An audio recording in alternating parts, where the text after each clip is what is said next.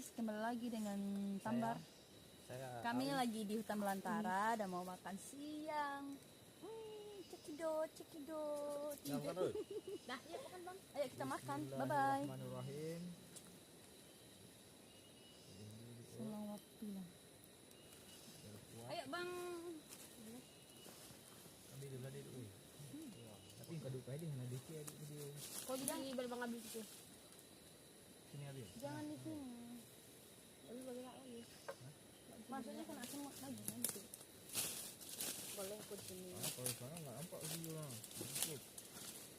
Aku nampak nanti lihat itu. Nah, pokok saja boleh.